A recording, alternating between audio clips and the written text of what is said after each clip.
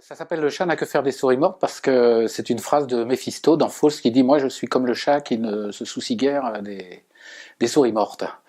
Parce que notre désir au début c'était de faire un spectacle avec Sylviane. Je dis nous parce qu'avec la compagnie que je dirige avec Sylviane Fortuny, c'est toujours un projet qu'on a en commun.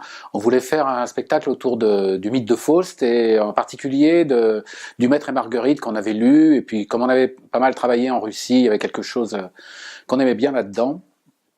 Et puis du coup de se poser la question du bien et du mal. Alors après, Faust, c'est quand même c'est assez complexe pour des enfants. Et comme on s'adresse à des enfants, on s'est dit qu'est-ce qui peut résonner chez eux. Et on a choisi de le faire autour de... Enfin, moi pour le texte, j'ai choisi de le faire autour de 4 figures de l'adolescence. Un personnage, il s'appelle pas Faust ni Méphisto, mais Faust, ça pourrait être un adolescent qui est un peu dans la mélancolie, il sait pas trop ce qu'il va devenir, et il s'est réfugié dans une forme de solitude, comme ça, à l'écart du monde. Et du coup, il est la proie d'un autre adolescent qui, lui, est beaucoup plus malfaisant et qui se présente à lui comme s'il était son meilleur ami, mais que lui ne le sait pas encore. Et en fait, il va lui faire beaucoup de mal, énormément de mal. Ça, c'est des choses qui résonnent aussi chez les enfants. Et puis il y a Marguerite, le troisième personnage quand même dans Faust, c'est Marguerite. Alors pour nous, Marguerite, elle a un peu les traits d'une jeune fille, elle aussi, qui est un peu seule chez elle, qui s'ennuie ou qui s'impatiente, qui bouillonne. Et l'exemple, c'est qu'elle elle adore les petits chats, mais dès qu'elle les caresse, elle les tue, elle les étouffe comme ça. Et ça marque son impatience, elle est dans l'attente de quelque chose. Et surtout, cette jeune fille, elle est dotée de pouvoirs magiques, mais qui la dépassent complètement. Elle ne sait pas quoi en faire de tout ça, de tout ce que lui a donné, on va dire, la nature. Et il y a un quatrième personnage, qui est une autre fille, qui elle serait une adolescente qui finalement endosse la figure d'autres personnages qui sont très loin d'elle-même pour se cacher, pour dissimuler un peu sa personnalité.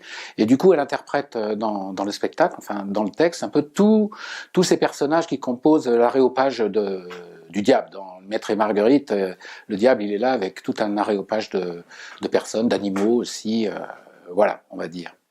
Ben, c'est l'histoire des gentils et des méchants. Les gentils, moi on m'a toujours dit que j'étais quelqu'un de gentil.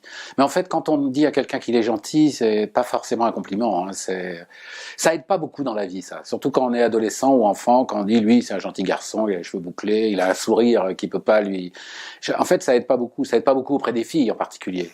Ce qu'on aime, ce qu'on admire, c'est un peu les méchants finalement, les mauvais garçons. C'est ça qui compte. Et c'est vrai que ça a beaucoup nourri dans l'écriture, l'histoire de quelqu'un qui est extrêmement gentil en fait, qui veut de mal à personne, qui veut qu'on le laisse tranquille, qui aimerait bien vivre sa vie telle qu'il entend. Et en face de lui, il y a un type, déjà dans l'écriture, qui commence et qui finit toutes les scènes. Lui, tout lui est permis. C'est-à-dire, il a pas de scrupules du tout, quoi. Dès qu'il est coincé, dès que Méphisto est coincé à un endroit, pof, il clôt la scène et puis il la recommence là où bon lui semble. Il fait une petite pirouette et voilà. Et il s'en sort toujours. Et j'ai vu ça dans l'écriture.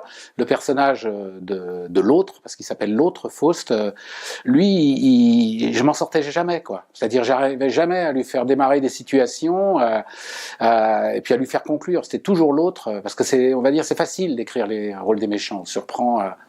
Et puis en même temps, les spectateurs, c'est ce qu'ils aiment, ou les enfants. C'est ce qu'on aime. On se projette dans les méchants, et c'est ça, comme au théâtre, les histoires, de toute façon, c'est jamais des histoires il y a toujours un problème, donc qui c'est qui crée le problème, c'est le méchant, on va dire, voilà.